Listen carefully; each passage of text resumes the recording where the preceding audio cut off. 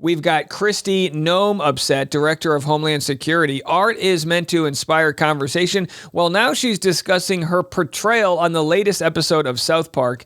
I'll share what she had to say. And then we've got Charlie Kirk's reaction. Have a listen. Yeah, it never ends, but it's so lazy to just constantly make fun of women for how they look. Only the liberals and the extremists do that. If they wanted to criticize my job, go ahead and do that, but clearly they can't. They just pick something petty like that. Now, they've criticized her job as well. Don't get me wrong. They did criticize her face. They kind of made fun of it. They say, look, she's had some work done. She's got what they call Fox News face, or some say Mar-a-Lago face. Left was before, right is now. And it's like, so part of what they do, and we'll share the clip, is they share a cartoon image of her face melting off. And it's like, well, okay, all right, well, let them. You're just drawing more attention to it. You've called women you don't like fat pigs, dogs, slobs, and disgusting animals. Your Twitter account... Only Rosie O'Donnell. Is it true that you called her a fat pig? I said no. I called her a pig. I didn't say she was fat. All right, so there it is. So, and again, I'm sure they've got more receipts of what Trump has said. And you shouldn't make fun of people's appearance, but do we understand the difference between a cartoon doing it and the leader of our country, right? Do we understand the difference between the burden we hold people who we pay our tax dollars to represent us versus a cartoon you could decide just not to watch? Here we have the crooked media, right? This is Pod Save America watching a clip of Kristi Noem essentially shooting dogs, which is because that's what she did. She shot her dog. She killed her dog. So there it is. Yeah, it's horrible. Now we'll ask the same determination of you. Because detaining and questioning people is never easy. So there she is. I mean, it's brutal. It's satire and, it's mockery. And sometimes that's the strongest way to criticize people, is to necessarily not take them seriously, but mock them for how dumb and stupid they are. And in Kristi Noem's case, I mean, she's a bizarre cat. I mean, she literally, does this sort of, pretend Barbie thing where she puts on the outfit and she's riding horses in other countries on the taxpayer dollar. She's shooting these campaign propaganda videos as she heads to the detention center. I mean, it's quite odd. Here's Tom Homan discussing why South Park's episode was in bad form. So South Park is like a very high cultural level. Have you ever had a more cherished credential in your pedigree than being on there? Maybe if they asked you to host Saturday Night Live. Look, I think the South Park parody, I guess you call it, was, look, it's in bad form,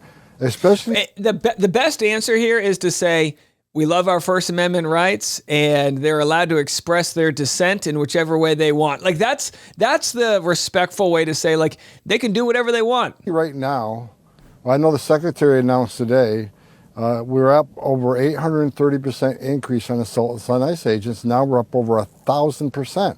It's just, the rhetoric against... What are these numbers? 1,000% increase on ICE agents? ICE continues, and to make a joke out of ICE agents and what they do, and it's just for that small percentage on the left. A lot of the left don't like what ICE does, but there's a small percentage that take it too far, and whether it's throwing Molotov cocktails or threatening ICE agents or putting hands on ICE agents, they feel emboldened the more and more they see this bad rhetoric coming out. So I thought the parody was just in bad form. And so what's more likely, that somebody attacks an ICE agent, or that a masked man who's wearing jeggings and doesn't have a police badge comes after you, breaks into your window? The idea that it's the citizens or even non-citizens that are the ones provoking the ICE agents is hilarious.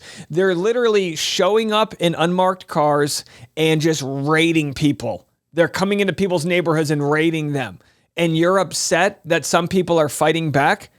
Like, and this is why you shouldn't have ICE agents masked, because there needs to be accountability, right? So if there's brutality in the ICE world, you need to be able to know what someone's badge number is, so that you're like, hey, Dean Cain, Superman over here just, it crippled me and I didn't even do anything to deserve it, right? So there's no accountability there. Here we have Charlie Kirk actually offering the right response, which is laughter. Have a listen. Okay, everybody, the South Park episode just dropped, and honestly, it is hilarious. I mean, part of it is kind of like whatever, typical humor, but it was hilarious. Just watch this little snippet of our Prove Me Wrongs, our viral cultural domination on prime time on Comedy Central. So important, so impactful that South Park is highlighting. Watch it. I'm sick of people stealing my stick. If anyone around here is going to be a master debater, it's me. So let's go. Who wants to debate the master debater? Let's go. You right there.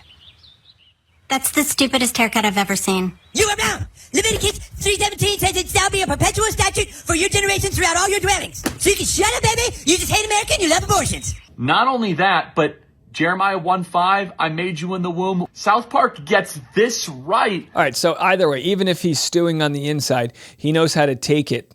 And that's what it comes down to, is knowing how to take it. Like when Donald Trump was roasted, he doesn't know how to take it. No one's ever seen Donald Trump laugh before, right? He's got a decent sense of humor when it comes to coming after other people. But the idea, like the sort of political IQ of laughing at yourself, it's like non-existent with some of these people. Just Kristi Noem, take it. Take it. Just learn how to take it. The newly redesigned Rose Garden, complete with cafe-style tables and umbrellas, very Mar-a-Lago-ish. Here it is, folks.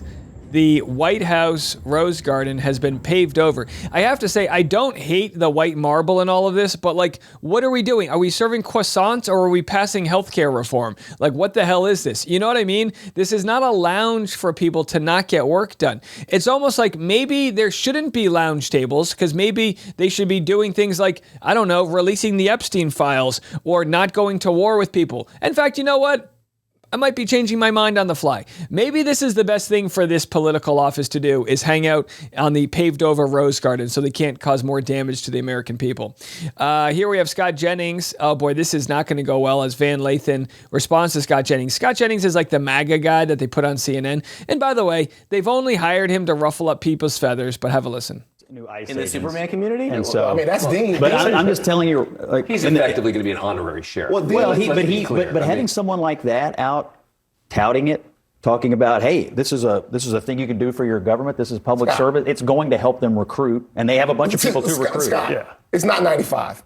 Nobody gives a Sam Hill what Dean Cain does. You may not, but in the conservative, you don't. But in the conservative community, Dean ain't worked in a while. Dean needs the 50,000. That's what got Dean. Now listen, if they got Chuck Norris, maybe, but yeah, nobody cares what Dean Cain has to say. Lastly, we've got an update on an American cookware maker here in Tennessee.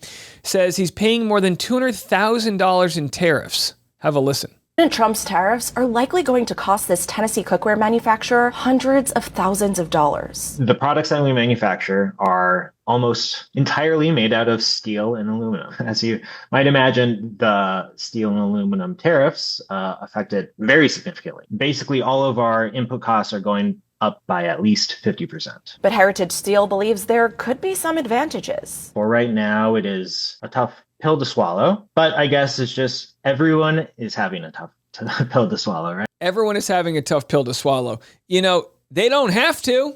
Some of these things don't have to exist, right? And look, I'm not going to speak about one set of tariffs versus another. The idea of blanket tariffs, that's ridiculous. So, you know, there is no, where we were 6 months ago versus where we are now, it's starting to catch up to people. The incremental increase in pricing to over a 10% tariff or a 30% tariff. The American importers in the United States of America pay these tariffs, and then they have to sell the products and somehow get their prices back. Do you mean to tell me that this guy isn't going to put another 25% charge on his products to make ends meet? He's not going to be donating the products, right? The cost will fall on the consumer. Eventually, as these tariffs continue to raise prices, it leads to inflation, and people will finally realize they are getting fucked. That's what it comes down to. So, as we like to do at the end of every episode on Friday, it's time to go home. So you're leaving your office, you put your fingers in the middle, in the air, your middle fingers in the air, and you tell your boss to go F themselves. We like to do that. Well, on the way out the door, also, let's tell these unjust tariffs to go fuck themselves. Have a good weekend, everybody. Do something I wouldn't do and then some. Be careful, be safe out there. Don't brandish any weapons in a Starbucks parking lot, not the ones I attend anyway. And we'll see you guys back on Monday. Until then, I'm Dave, and this is The Rush.